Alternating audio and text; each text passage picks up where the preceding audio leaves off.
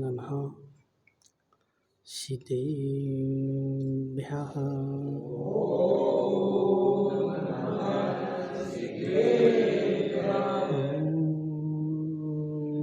नमः सिद्धेभ्यः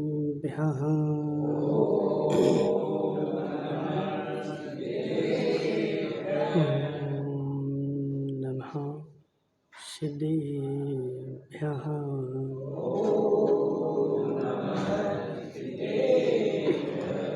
तज्जयति परं ज्योति समं समस्तैर्नन्तपर्याये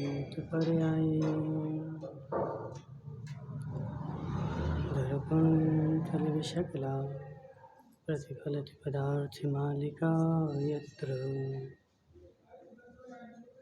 नमो हरिहन्ताणं नमो सिद्धाणं नमो वायरेयाणं नमो अध्यायाणं नमो शब्दशाहं पंच परमेष्ठी भगवान की अनंतानंत सिद्ध परमेष्ठी भगवान की 1008 देवादेव शांतिनाथ भगवान की आचार्य भगवान सुपारसनाथ भगवान की आचार्य भगवान अमृत चंद्र स्वामी की आचार्य भगवान विशुद्ध सागर जी महाराज की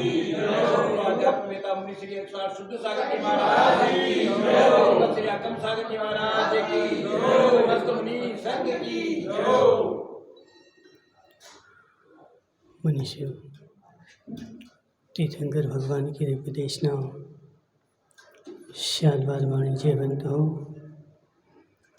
आचार्य भगवान अमृत चंद्र स्वामी पुरुषार्थ सिद्धि उपाय ग्रंथ में सत्य व्रत की चर्चा करते हुए समझा रहे हैं कि हे जीव, जो व्यर्थ का प्रलाप है वह सारा असत्य है, जिससे मेरा कोई प्रयोजन नहीं है, वह सारा प्रलाप मेरा व्यर्थ का है। और उसके बारे में तो जो भी बोलेगा वह सब असत्य की कोटि में जाएगा और उससे तुझे तीव्र कर्म का बंध होगा। हे जीव, व्यर्थ का प्रलाप भी तेरा असत्य की कोटि में जाएगा और अविवेक पूर्वक किया हुआ कार्य भी व्यर्थ की कोटि में जाएगा। संजय भाई, मैं कार्य तो अच्छा कर रहा था लेकिन मेरे पास विवेक नहीं था और बिना विवेक के मैंने कार्य तो किया, मेरा अंतरंग का प्रयोजन अच्छा था लेकिन वह विवेक के बिना था। संजय भाई देखो, बड़े गौर से समझना। हे जीव, जब जो तू कार्य कर रहा था उस समय अपना विवेक कहाँ रख के आया था?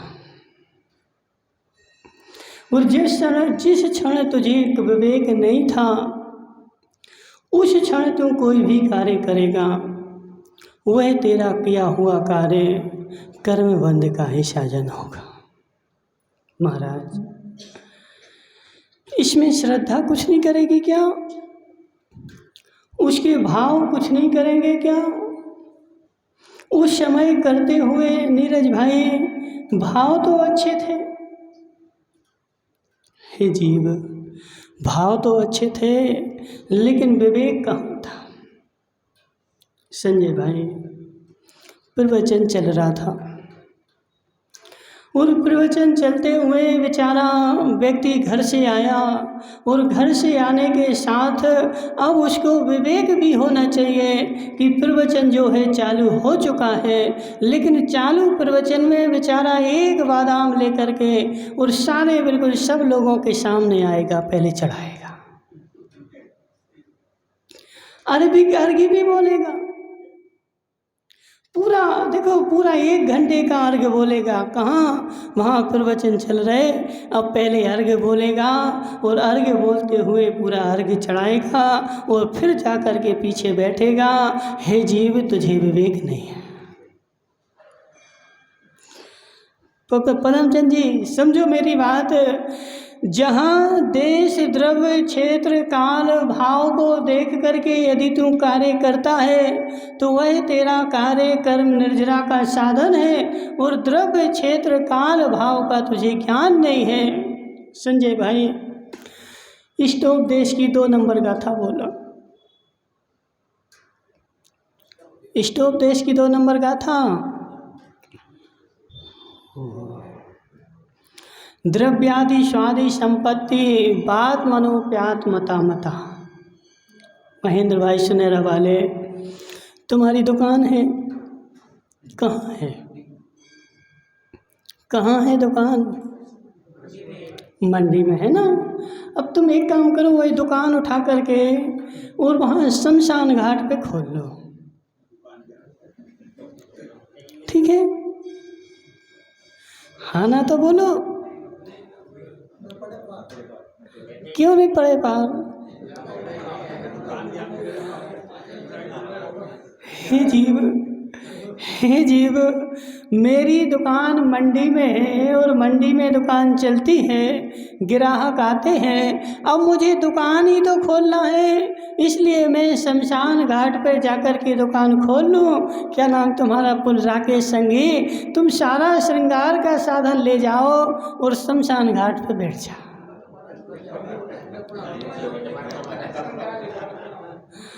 महाराज, वहाँ भूत ही भूत आएंगे श्रृंगार करने। वह सारे भूत तुम्हारा पूरा पाउडर लपेट लेंगे, सारे वो पॉलिश लगा लेंगे। हे जीव, द्रव्यादि स्वादि संपत्ता बात मनोप्यात मता मता।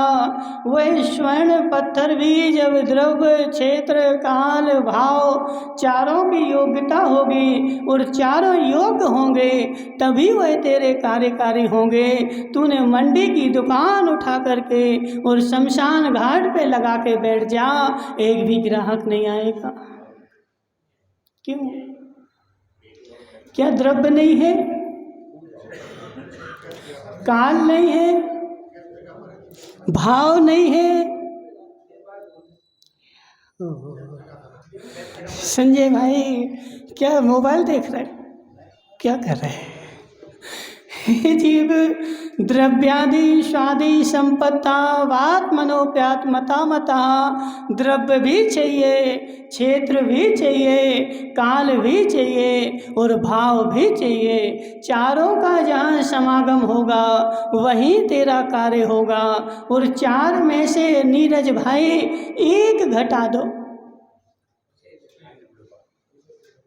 ओह, इनका क्या नाम है?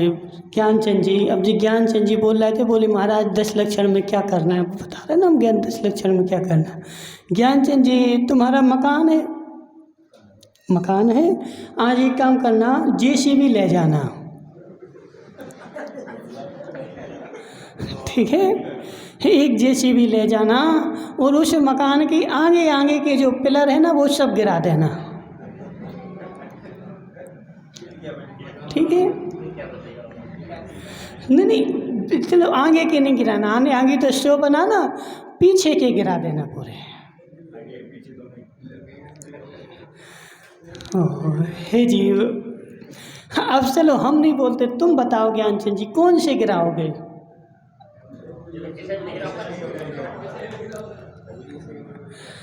महाराज, यदि एक भी पिलर मैंने गिरा दिया, चाहे आगे का हो, चाहे पीछे का हो, चाहे बीच का हो, तो मेरा मकान जो है वह बचेगा नहीं। सारे पिलर चाहिए मुझे मकान चलाने के लिए, एक भी कम होता है तो वह मकान मेरा सदने वाला नहीं है। ऐसे हे पीपलू वाले, द्रव्य, क्षेत्र, काल, भाव चारों चाहिए। संजय भाई, तुम्हारे भाव तो अच्छे महाराज, मेरे भाव तो बहुत अच्छे हैं, मेरे भावों में कोई खोट नहीं है, लेकिन हे जीव तुझे विवेक है कि नहीं। पुनीत संगी, हाँ वो बेचारा देखो पुनीत संगी क्या सोचता, बोले महाराज मैं तो भावों के साथ चला जाऊंगा महावीर जी, मेरा सब काम हो जाए। हे जीव, बीच प्रवचन में तू अर्घ्य चढ़ाने आया, यह तेरे मूर्खतापने की पहचान है। संजय भाई तुम भले सोचो कि देखो इतने सारे लोग मुझे देख रहे थे और क्या सोचेंगे कि देखो संजय भाई कितने अच्छे हैं, और महाराज को देखो श्रीफल चढ़ाया, और जब तुम बीच प्रवचन में आया था तेरे दर्शन करने के भाव नहीं थे, लोगों को दिखाने के भाव थे। महेंद्र भाई सुनेरा वाले, देखो धर्म बड़ा गहरा है और धर्म बड़ा सूक्ष्म है, और जब तक इन सूक्ष्मताओं को नहीं समझेगा तब तक तुम कर्म का बंध ही करता रहेगा। क्योंकि बीच में तुम आया और बीच में आकर के तूने श्रीफल चढ़ाया, तुझे क्या भाव चल रहा था, देखो इतने सारे लोग मुझे देखेंगे। मजा आ गया दिनेश संगी, मजा आ गया महाराज, इतने सारे लोग मुझे देख करके कहेंगे कि देखो दिनेश संगी कितना धर्मात्मा प्रवचन में दर्शन करने आया है। जबकि अंदर की बात पूछी जाए तो हे जीव तुझे ज्ञानावर्णी कर्म का बंध हो गया है, साथ में दर्शनावर्णी का भी बंद हो गया है, साथ में अंतराय का भी बंद हो गया है। मनमोहन लाल जी कितने सारा देखो, ज्ञानावर्णी का भी हुआ, दर्शनावर्णी का भी हुआ, अंतराय का भी हुआ, और किसका हुआ, और भी हुआ ना, मिथ्यात्व का भी हुआ। मिथ्यात्व का भी हुआ क्योंकि अंदर में श्रद्धा में कमी थी कि मैं पीछे से दर्शन करूंगा तो मुझे पता नहीं फल लगे कि नहीं लगे, महाराज मुझे देखे कि नहीं देखे, इसलिए मैं उस श्रद्धा की कमी के कारण मैं बीच में जाकर के घुसा। इसलिए चार कर्म, चारों घातियां कर्मों को बांध के आ गया।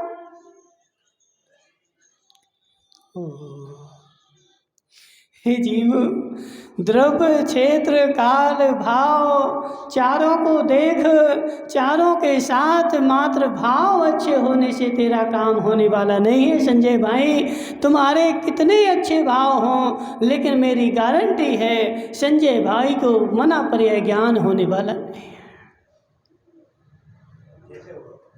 है। क्या देखो वो तो बेचारा सोच के बैठा था, महाराज कोई विधि बता दो तो मन पर यह ज्ञान हो जाए। हे दीव तेरा द्रव्य वैसा नहीं है और क्षेत्र भी नहीं है। कितने देखो, क्षेत्र, द्रव्य, क्षेत्र, काल, भाव चारों का संयोग है और चारों के संयोग से ही काम होगा। एक का भी अभाव करेगा तेरा काम होने वाला नहीं है। तुम्हारे अच्छे भाव भी जो है ना वो खोटे ही हैं। संजय भाई अच्छे भाव भी महाराज मेरे खोटे हैं। क्यों? क्योंकि वह विवेक से रहित है, विवेक के साथ नहीं है। और विवेक के साथ होते तो वह खोटे भाव को ही अच्छी संज्ञा मिल जाती। देखो कई बार ऐसा होता है, एक दुकानदार राकेश संगी बेचारा निवाई में बदनाम हो गया। क्यों? क्योंकि उसने बेचारे ने खोटा सामान बेचा। अब वो एक कितना अच्छा सामान लाए, उसके ऊपर कोई विश्वास करेगा क्या? क्यों? छाबड़ा जी क्यों? हाँ जी, एक बार तूने मिलावटी सामान बेच दिया, अब भले तू अच्छी तो उस दुकान पर अच्छा सामान रखे रहे, लेकिन तेरा कोई विश्वास नहीं करेगा क्योंकि तू बदनाम हो गया। ऐसे है जीव। लेकिन जो दुकानदार अच्छा है वो खोटा सामान भी बेचता है, तब भी अच्छे रेट में उसका खोटा सामान भी बिक जाता है। लेकिन खोटे जीव का अच्छा सामान भी खोटे रेट में नहीं लेने को तैयार। हे जीव संजय भाई, द्रव्य क्षेत्र काल भाव चारों को लेके चल, एक के साथ चलेगा, एक के साथ चलेगा तू बदनाम हो जाएगा और तेरा सामान जो है वह खोटा हो जाएगा। इसलिए हे जीव चारों को लेके चल। महाराज, जैन धर्म तो भाव प्रधान है। संजय भाई बोलो ना, जैन दर्शन तो भाव प्रधान है। और यहाँ जो परिणाम मुझे लगेगा, यहाँ जो परिणाम मुझे लगेगा वह परिणाम मुझे मात्र अपने भावों का लगेगा। और जैसे मेरे भाव होंगे वैसा मुझे कर्म होगा। मेरा भाव अलग है और मेरा शरीर अलग है। दर्शन करने जो गया था वह शरीर था, इसलिए उसका कर्म का बंध जो होगा वो शरीर को ही होगा। संजय भाई सत्य है कि नहीं?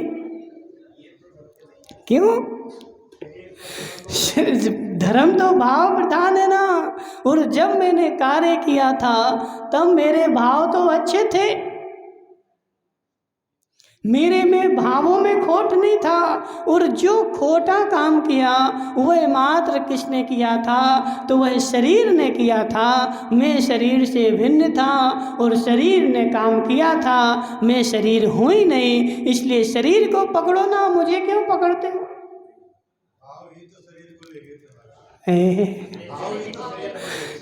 जीव हे पीपलू वाले, ये संजय को समझा?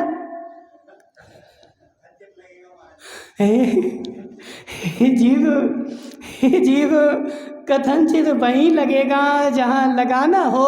अब समझो हमारी बात। क्या नाम, सुनेरा वाले महेंद्र भाई, तुम एक काम करना, करोगे कि नहीं? क्या? एक काम करना, आज मंडी में किसी का अनाज रखा हो, 2-4 बोरी उठा के अपने घर में रख लेना, ठीक है?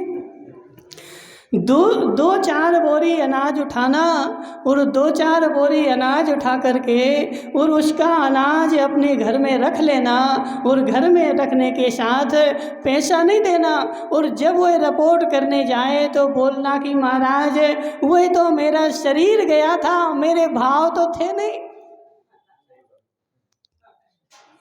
अब बताओ पुलिस पकड़ेगी कि नहीं? क्यों? शरीर को पकड़ो ना। अब चलो मान के चलो पुलिस भी पकड़ ले, लेकिन कर्म का बंध तो नहीं होगा। क्यों? छामड़ा जी, कर्म का बंध तो भावों से होता है और मेरे भाव खराब थे नहीं। और जब मेरे भाव खराब थे नहीं तो मुझे बंध क्यों होगा? मेरे भाव तो महाराज के दर्शन करने के थे। संजय भाई, भाव मेरे महाराज के दर्शन करने के थे और मैंने महाराज के दर्शन किए, भगवान के दर्शन किए। तो दर्शन करने से तो पुण्य का बंध होना चाहिए। किसका? हे जीव, भाव तो थे, लेकिन भावों में विवेक कितना था? हे जीव, बिना विवेक के विशुद्धि, बिना विवेक के जो विशुद्धि है वह है अशुद्धि है। सुनो हमारी बात नीरज भाई, बिना विवेक के तूने जो विशुद्धि नाम दिया वह विशुद्धि नहीं है, वह तेरी अशुद्धि है। और विवेक के बिना जो अशुद्धि है, वो विवेक जिसके पास है वह उसकी अशुद्धि भी विशुद्धि है। ओह नीरज भाई देखो, गहरा विषय हो गया। जिसके पास विवेक है, पंडित जी समझो मेरी बात, जिसके पास विवेक है और विवेक के साथ उसने अशुद्ध काम भी कर दिया तो वह उसका काम भी विशुद्ध है। और विवेक से रहित होकर के उसने विशुद्ध काम भी किया तो वह उसका विशुद्ध किया हुआ काम भी अशुद्ध ही है। हे जीव, हे जीव, हे जीव, संजय भाई, सम्यक दृष्टि जीव स्त्री के साथ भोग रहा है, तब भी आचार्य भगवान कहते हैं कि तुझे कर्म की निर्जरा चल रही। और मिथ्या दृष्टि जीव भगवान की पूजा कर रहा है, तब भी आचार्य भगवान कहते हैं कि हे जीव तुझे कर्म का बंध ही हो रहा है। क्यों? क्योंकि उस मिथ्या दृष्टि के पास, देखो ज़्यादा गहरा नहीं करेंगे वरना गहरा करेंगे तो गड़बड़ हो जाएगी संजय भाई, इसलिए थोड़े से ऊपर आ जाओ। मिथ्या दृष्टि जो है उसके पास विवेक नहीं है, और सम्यक दृष्टि जो है उसके पास विवेक भरा पड़ा है। इसलिए वह जो भी क्रिया कर रहा है वह कभी भी अविवेक की क्रिया करेगा ही नहीं। यदि उससे कोई गलती हो जाए वह गलती को बेचारा समझ संजय भाई, अविवेकी जीव गलती को सौभाग्य मानता है और विवेकी जीव गलती से अंदर अंदर में क्रूर परिणाम करके पछताता है, निंदा करता है। क्या नाम तुम्हारा? पीपलू वाले, सुनो क्यों। हे जीव, जिसके पास विवेक नहीं है वह मंदिर में भगवान की पूजा भी कर रहा है, तब भी बेचारे के अंदर में परिणाम बैठे हुए हैं, मैं देखो कितना अच्छा काम कर रहा। ऐसे बहुत सारे लोग देखे अविवेकी बेचारे, उन्होंने क्या किया, आलू का त्याग कर दिया। पुनि संगे आलू खाने का त्याग कर दिया, लेकिन बेचारे के पास विवेक नहीं था और आलू का त्याग करने के साथ अब वह जैसे ही किसी को आलू खाता देखता और अपने परिणाम खराब कर लेता।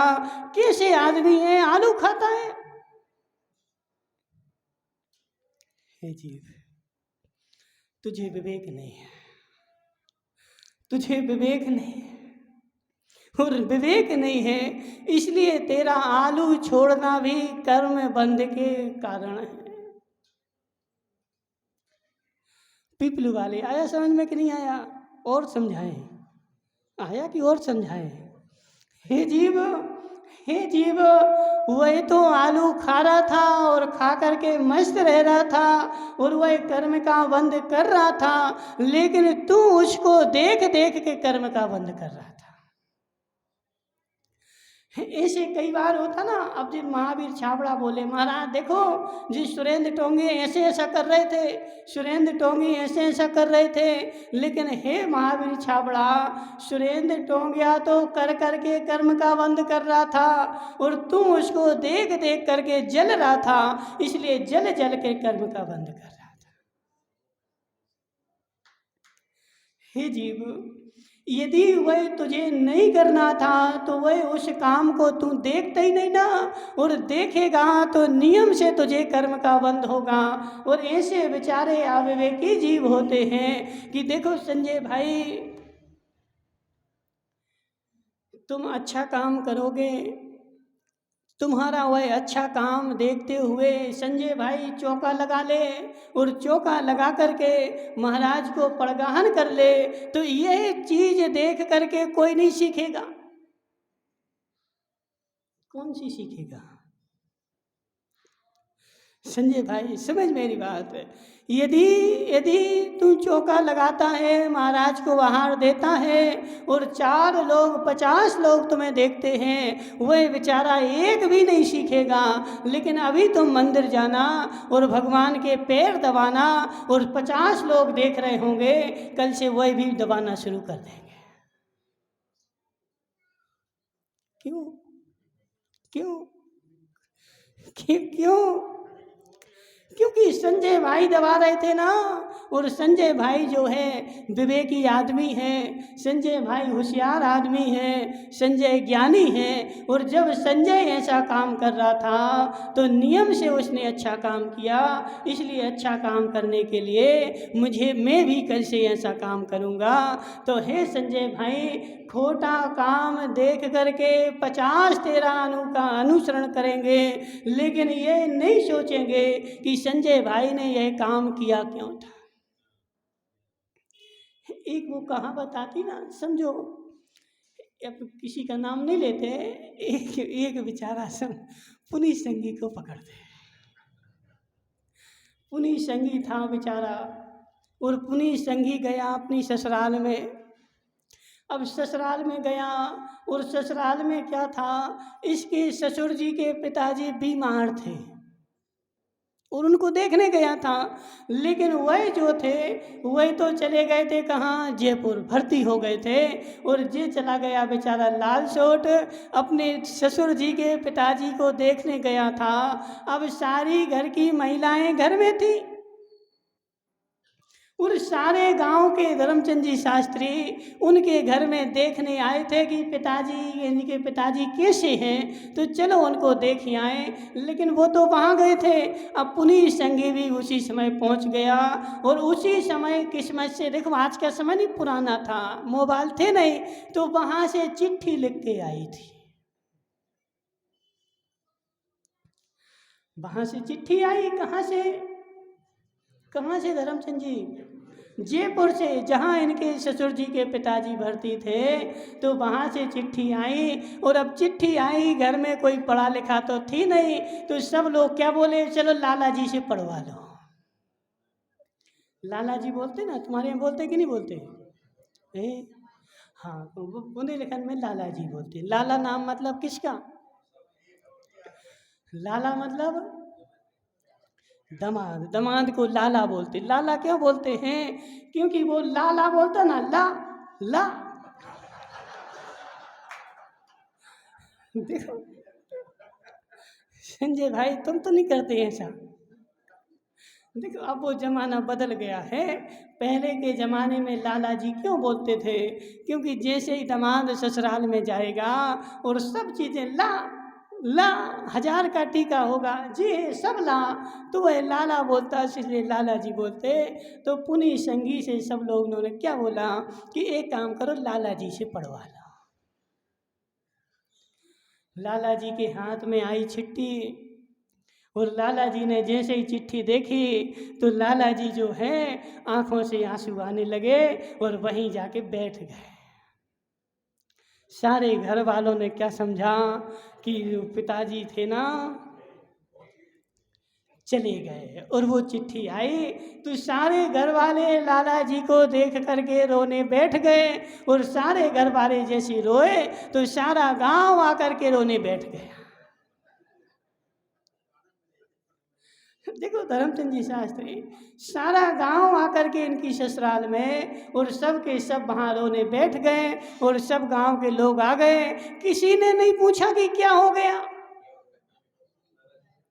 संजय भाई, एक भी व्यक्ति ने नहीं पूछा कि क्या हो गया। सारे गांव के लोग आकर के वहाँ रोने बैठ गए। लेकिन गांव में एक होशियार आदमी था, तो उसने बोला कि रो क्यों रहे सब। तो इनकी जो सासू माँ थी ना, तो उनने बोला कि चिट्ठी आई है। अब इनकी सासू माँ खूब होशियार है। किनकी? पुनीत संगी की, ठीक है ना। तो पुनीत संगी की सासू ने बोला कि चिट्ठी आई है, खबर आई है। बोले उस खबर में क्या लिखा? बोले पता नहीं, लाला जी ने चिट्ठी पढ़ी थी और लाला जी रोने लगे थे। बोले हमें तो लाओ चिट्ठी। अब जब उस होशियार आदमी ने चिट्ठी पढ़ी तो उसमें क्या लिखा था कि पिताजी बिल्कुल ठीक हैं, अभी शाम को घर आ रहे हैं।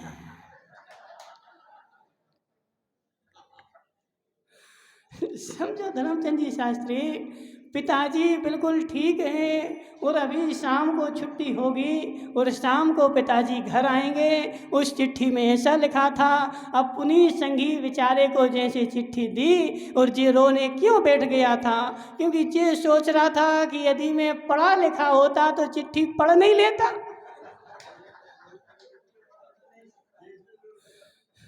देखो ऐसा भी होता है नंदलाल जी, कई बार ऐसा भी होता है कि पुनीत संघी बेचारा क्यों रो रहा था कि यदि मैं पढ़ा लिखा होता तो चिट्ठी पढ़ के सुना देता, लेकिन पढ़ा नहीं हूँ इसलिए मैं चिट्ठी नहीं पढ़ पा रहा हूँ। इसलिए वह अपने भाग्य को कोस के रो रहा था और उसको देख करके सारा गांव रोने लगा कि पुनीत संघी रो रहा है, इसका मतलब है कि पिताजी। संजय भाई समझ मेरी बात, समझ मेरी बात। और वह जो बात है ना, उस जड़ की पता कोई नहीं लगाएगा और सारे बेचारे एक दूसरे को देख करके और वह जितना मिथ्यात्व है वह सारा ग्रहण करेंगे और एक बार ग्रहण कर लिया अब किसी की कोई मानने वाला नहीं है। संजय भाई इसलिए अविवेकी जीव विशुद्ध काम भी कर रहा है तब उसका विशुद्ध काम किया हुआ भी अशुद्ध की कोटि में जाएगा, और विवेकी जीव अशुद्ध काम भी कर रहा है तब भी उसका वह जो है वह विशुद्ध की कोटि में जाएगा, क्योंकि उसकी दृष्टि उसके ऊपर है ना। महेंद्र भाई सुनो मेरी बात, यदि तुम्हें कोई मारे पीटे और मार पीट के तुम्हें बोले आलू खाओ, खाओगे कि नहीं? महेंद्र भाई अब राजा ने आज्ञा दे दी चलो महेंद्र को फांसी पे चढ़ाओ, यदि यह आलू नहीं खाते तो आप क्या करोगे? धर्मचंद जी शास्त्री क्या करोगे? आलू खाओगे? हे जीव, अब तुम्हें विवेक है ना कि आलू दोष है, आलू में दोष है, लेकिन वह खाते हुए भी क्रिया तो अशुद्ध है लेकिन भाव उसके उस समय विशुद्ध है, और उसको आलू खाते हुए भी कर्म का बंध नहीं होगा क्योंकि भाव उसके खाने के नहीं थे, वह जबरदस्ती खा रहा था। लेकिन यदि तू नहीं भी खा रहा है और आलू को अच्छा मान रहा है तो तुझे घोर पाप का बंध होगा। इसलिए हे जीव, यदि विवेक नहीं है और अविवेक के साथ तू अच्छी क्रिया भी करता है तो वह तेरे मन में तो ऐसा है कि अच्छी है, लेकिन वो अच्छी नहीं थी। इसलिए संजय भाई घबराना नहीं, स्वर्ग तो मिलेगा, स्वर्ग तो मिलेगा। नहीं नहीं 16 भी नहीं मिलेंगे अभी तो, अविवेकी को 16 नहीं मिलते हैं। मिथ्या दृष्टि विवेकी को 16 मिलते हैं, मिथ्या दृष्टि अविवेकी को 16 नहीं मिलेंगे। वह स्वर्ग में भी जाएगा तो उसकी मात्र देव दुर्गति होगी। बेमानिक में जाएगा, लेकिन बेमानिक में भी जाएगा तो भवनवासी में, भवनवासी नहीं वाहनवासी में जाएगा। क्या करेगा? वहाँ वो कंधे पे रख के ज्वारी और दिन भर घूमता रहेगा। इसलिए हे जीव समझ मेरी बात, विवेक जगा। संजय भाई यहाँ पे बात किसकी चल रही? मिथ्योपदेश रहो व्याख्यान। हे जीव, क्या नाम तुम्हारा? नेमीचंद जी। मैं तो सत्य बोल रहा हूँ, मैं तो सत्य बोल रहा हूँ क्या। वहाँ पे संजय भाई अकेले में बैठे बैठे ऐसा ऐसा काम कर रहे थे। संजय भाई ने ऐसा ऐसा काम किया है और सारे नगर को जाकर के बता रहा है कि संजय ने ऐसा काम किया है। हे जीव, संजय ने अकेले में जो काम किया है वो ये काम किसी को बताने लायक नहीं है। रहो व्याख्यान। और रहो व्याख्यान किसका अतिचार है? सत्यव्रत का अतिचार है। अतिचार है मतलब, अतिचार है मतलब दुश्मन है। अतिचार है मतलब दुश्मन है। क्या नाम तुम्हारा पुनि संगी? समझ मेरी बात, मंगल का दुश्मन बुध है, ठीक है ना। तो मंगल के घर में बुध बैठेगा तो तेरे लिए अशुभ परिणाम ही दिलाएगा, खोटा काम ही तेरा करेगा।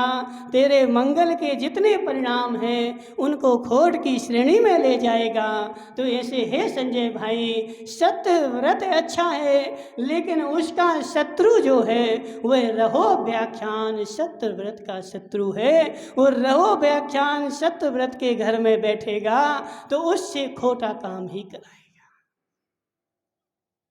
और ज़्यादा पावरफुल होगा तो सत्य के ऊपर अधिकार जमा लेगा और उस सत्य को दबा करके वह उस घर का राजा बन जाएगा। ऐसे है जीव, रहो व्याख्यान। रहो व्याख्यान मतलब क्या? किसी के रहस्य को उद्घाटित कर देना। महाराज, मैं सत्य तो बोल दूंगा, मैं सत्य तो बोल दूंगा। कहाँ गया वो रामलाल?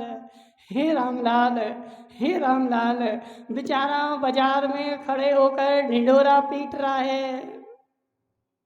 किसका? किसका? जो वस्तु है ही नहीं, जो वस्तु वैसी थी नहीं और वो जो वस्तु वैसी है नहीं और जो वस्तु वैसी होगी नहीं। बेचारे के पास बुद्धि नहीं थी, विवेक नहीं था और विवेक के अभाव में संजय भाई उसने रहो व्याख्यान कर दिया।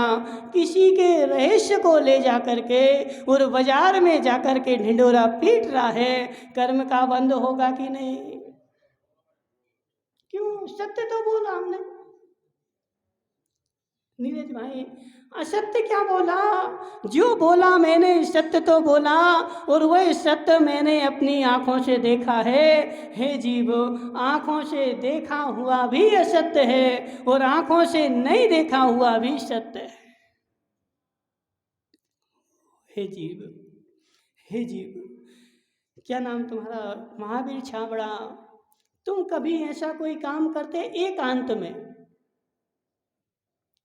एकांत में कभी कुछ काम करते कि नहीं?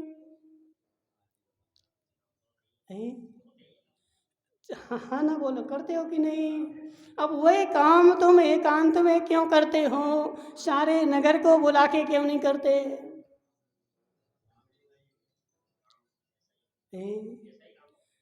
हे जीव, समझ मेरी बात। संसार में कुछ काम ऐसे होते हैं जो एकांत में किए जाते हैं, कुछ काम ऐसे होते हैं जो भीड़ में किए जाते हैं और कुछ काम ऐसे होते हैं जो मन में किए जाते हैं। अब जिसकी जिस कोटि का है उसकी वहीं तक कोटि सीमित है। यदि वही कोटि तूने बाहर ला दी, क्या होगा संजय भाई? क्या होगा? क्या होगा? देखो, संसार तो संजय भाई ऐसा है कि तेरा जो है, अब समझो मेरी बात, अब तुम्हारे ऊपर मोहर लग गई। संजय भाई धर्मात्मा है, ज्ञानी है, विवेकी है। अब संजय भाई तुम्हारे ऊपर सील लग गई। अब यदि तुम कुछ ऐसा काम करते हो तो तुम्हारा अनुसरण सारा नगर करेगा। अब तुम धर्मचंद शास्त्री समझो मेरी बात। अब तुम्हारा किसी दिन मन करने लगे कि चलो आज तो मन कर रहा है कि मैं अच्छे बढ़िया समोसे खाऊं, ठेले पे खड़े हो गए। खाओगे? खाओगे। मन में तीव्र अभिलाषा हुई, यदि तूने जाकर के समोसे भी खा लिए, महाराज मेरा त्याग थोड़ी है। नहीं है ना त्याग, नहीं है ना त्याग। लेकिन तुझे पता है कि मेरा त्याग थोड़ी है, लेकिन सारे नगर को पता है कि संजय भाई का आलू खाने का त्याग है। और अब तू यदि वहाँ ठेले पे जाकर के समोसे खा रहा है, तूने सारे नगर के लोगों की श्रद्धा को ठेस पहुंचा दिया। संजय भाई, सत्य है कि असत्य है? बोलो ना। हे जीव, इसलिए तुम्हारी धर्मचंद जी शास्त्री जैसी तुम्हारी छवि बनी हुई है, उस छवि में यदि मन में दोष लग भी जाए, लेकिन तन से ना लगने पाए। नहीं चंद जी, सिरस वाले, समझ में आ रहा कि नहीं? क्या समझ में आ रहा बताओ। हे जीव, मन में दोष लगा था, किसी ने देखा नहीं था, और मन के दोष को मैंने मन में ही समाप्त कर दिया, किसी ने देखा नहीं है। और वह मन में जो दोष लगा, संजय भाई के मन में आ गया, चलो आज तो मैं जलेबियां खाऊं, खाई नहीं है, खाई नहीं है। क्या हुआ? मन हो गया। बाजार में से निकले, बढ़िया गर्मा गर्म जलेबियां बन रही थी, उनकी खुशबू आ रही थी, और संजय भाई के नाक में खुशबू गई और इनका मन हो गया, देखो कितनी अच्छी जलेबियां हैं, चलो आज जलेबियां खा लूं। और इन्होंने नवरत्न टोंगिया से बोल दिया कि मेरा मन हो रहा आज जलेबियां खाने का। नवरत्न टोंगिया ने लिया क्या, एक माइक, और पूरे में अनाउंस कर दिया पूरे निवाई नगर में, संजय भाई ने जलेबियां खाई, संजय भाई ने जलेबियां खाई।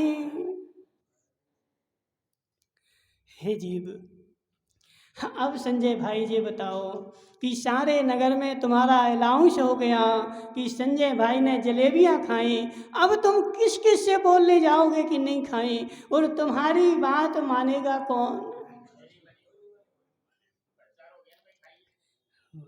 देखो महावीर चावड़ा कितने होशियार हैं, बोले महाराज प्रचार हो गया, इसलिए हे जीव, जो बातें एकांत की हैं, जो बातें मित्रता की हैं, वह बातें वहीं तक सीमित रहनी चाहिए, उनको फैलना नहीं चाहिए। मेरा जिगरी मित्र कौन है संजय भाई, और उसको मैंने कुछ बात बता दी और उसने ले जा करके सारे नगर में बात फैला दी, इसका मतलब है यह जीव असत्यव्रती है। क्यों? क्यों? क्योंकि रहस्य की बात थी ना, और रहस्य की बात रहस्य में रहे। और कई बार ऐसी बात भी फैल जाती है जो कभी ना आज तक हुई है, ना है और ना होगी, और वह बात सारे नगर में फैल गई। लेकिन देखो सत्य बताना माताओं, तुम लोगों के मस्तिष्क में यदि कभी कोई अच्छी बात आ जाए तो कितने लोगों से कहने जाओगे?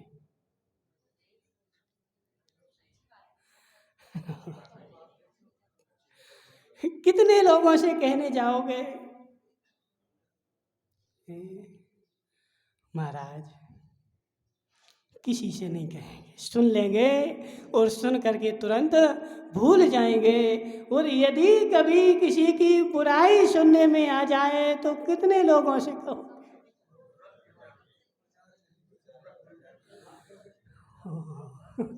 निज गुण बा पर ओ गुण ढाके, बा अपना धर्म दिपावे। संजय भाई देखो, 6 ढाला पढ़ने से कुछ नहीं होगा, 6 ढाला अंदर में उतर जाना चाहिए। 6 डाला की एक एक लान अपने अंदर में उतर जानी चाहिए। जो रहो व्याख्यान है, किसी का रहस्य है, वह सारा रहस्य तूने ले जा कर के कहा सारे नगर में फैला दिया। सारा कर्म का बंध तुझे ही होने वाला है। और रहस्य फैलाता कब है? निसंगी तुम्हारी देवी से लड़ाई हो गई, और जिस दिन लड़ाई हुई उस लड़ाई में देखो, लड़ाई के समय जो शब्द निकलते हैं, कौन कौन से निकलते हैं, कौन कौन से निकलते हैं? जो जो तूने अपने रहस्य उसको बताए थे, वह सारे लड़ाई के समय नेमीचंद जी सत्य है कि नहीं? उस समय उसके पेट में रहस्य रखे थे, वह सारे रहस्य जो है वह सारे संसार को बता देगा, और सारे संसार को तूने बता दिए। मैंने तो अच्छा काम कर लिया, लेकिन हे जीव, तेरा सत्य व्रत जो था वह चला गया और तुझे कर्म का घोर बंध हो गया। और आगे चले संजय भाई, सत्य व्रत तो चला गया, और ऐसी बातें भी तुमने किसी की बता दी जो धर्म से विरुद्ध थी। वह धर्म विरुद्ध बात का प्रचार करना भी तुम्हारे सत्य व्रत में दोष लगाना है। राजा श्रेणिक आता ना, राजा श्रेणिक छायक सम्यक दृष्टि जीव। सुन रामलाल भाई, तुमने श्रेणिक पुराण पढ़ा कि नहीं? श्रेणिक पुराण पढ़ा ना, उसमें राजा श्रेणिक छायक सम्यक दृष्टि जीव, और वह छायक सम्यक दृष्टि जीव कहाँ जा रहा था? अपने घर जा रहा था, और दो देवता उनकी परीक्षा लेने के लिए आए कि मैं देखूं इसका कितना सम्यक दर्शन है, और सम्यक दर्शन की परीक्षा लेने के लिए आए, और एक आरिका बन गया और एक मुनिराज बन गया। मुनिराज जो थे वह क्या कर रहे थे? रामलाल जी क्या कर रहे थे?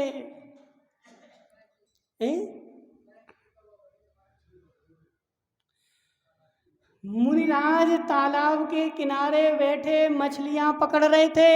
इसलिए संजय भाई, कभी कभी देखा हुआ भी असत्य होता है, सुना हुआ भी असत्य होता है, और कभी कभी नहीं देखा हुआ भी असत्य होता है। इसलिए बात का प्रचार करने के पहले तभी उस बात का प्रचार करो जब तुम्हारे पास 100% सबूत। उस राजा ने, श्रेणिक राजा ने, नेमीचंद जी क्या किया? मुनिराज को देखा अपने आंखों से। क्या कर रहे थे? तालाब के किनारे मछलियां पकड़ रहे थे। अब रामलाल को पता चल जाए तो पूरे नगर में जाके बोले, पचे नहीं बेचारे के अंदर में, और सारे बाजे बजाए। सुन रामलाल भाई, मुनिराज मछलियां पकड़ रहे थे, तूने आंखों से देखा, लेकिन जो मछलियां पकड़ रहे थे वह मुनिराज नहीं थे। वह कौन था? वह देव था, राजा की परीक्षा लेने आया था। अब राजा श्रेणिक ने उनको देखा, लेकिन किसी से नहीं बोला। बगल में आरिका बैठी थी। मुनिराज से पूछा कि हे मुनिराज, तुम मछलियां क्यों पकड़ रहे? हे राजन, यह आरिका गर्भवती है, और इसको दोहला हुआ है कि आज मैं मछलियां खाऊं। इसकी इच्छा की पूर्ति के लिए मछलियां पकड़ रहा। धर्मचंद शास्त्री, अब तुम्हें पता चलेगा तो क्या करोगे? बोलो ना, क्या करोगे? बोले महाराज, सारी नगर की निवाई को बुलाऊंगा और फिर महाराज को दिखाऊंगा कि देखो जी कैसी महाराज है।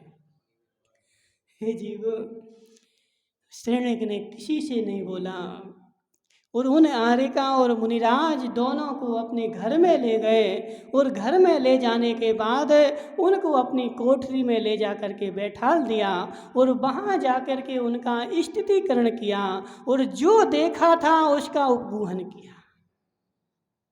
संजय भाई, स्थितिकरण करने का पात्र वही है जो उपगूहन कर सके। जो उपगूहन नहीं कर सकता उसको स्थितिकरण करने की भी योग्यता नहीं है। राजा श्रेणिक ने आंखों से देखने के बाद उन मारिका को ले गए कि इनकी मैं प्रसूति करवाऊंगा, और इन मुनिराज को मैं समझाऊंगा, और फिर से इनके अपने व्रतों में दृढ़ कराऊंगा, और यदि पूरे नगर को बताऊंगा तो मुझे क्या मिलेगा? महेंद्र चंद सुनेरा वाले बोलो, यदि सारी नगर के बताओगे, सबको बुलाओगे, तो तुम्हें क्या मिलेगा? हे जीव, धर्म की हंसी होगी, धर्म की बदनामी होगी और सब लोग तुम्हारे धर्म पर थू थू करेंगे और तुम्हें कर्म का बंध होगा। इसलिए हे जीव, किसी के भी रहस्य हो पहले तो पता नहीं करना, और पता करना तो उनको पचा जाना। रहस्य बताए नहीं जाते हैं, और रहस्य यदि तू बता रहा है और बता करके अपने आप को व्रती मान रहा है, अपने आप को सौभाग्यशाली मान रहा है, हे जीव, तेरा कथन तो सत्य है लेकिन वह विवेक से रहित है। संजय भाई, अब तो समझ में आया कि नहीं आया कि हे जीव, वही कथन सत्य सत्य है जो विवेक से सहित हो। वही संजय भाई गुलाब जामुन है जो चाशनी में डले हुए हो। अब जी माताएं बोलती, बोले महाराज गुलाब जामुन ले लो, चाशनी नहीं है। हे माताओं, बिना चाशनी के गुलाब जामुन होते क्या? बिना, देखो वो हलवा बनाती माताएं, महाराज बिना मीठे का हलवा। हे जीव, तुझे अभी विवेक नहीं है। और यदि यदि माताएं, देखो जी माताएं ऐसे ही करती हैं। आज माताओं का मीठे का त्याग है। अब मीठे का जिस दिन त्याग है उस दिन बादाम का हलवा बनेगा, लेकिन उसमें मीठा नहीं डाला जाएगा और बादाम का हलवा खा रहे हैं। हे माताओं, तुम्हें घोर पाप का बंध होगा। देखो, बता दो अपन को, क्या होता बताने में कि हे माता, एक दिन के लिए तो तूने मीठे का त्याग किया और उस दिन भी तेरी जीभ पर कंट्रोल नहीं है, तेरा राग परमानेंट चल रहा है। और वह मीठे का त्याग भी क्यों किया छाबड़ा जी, क्यों किया?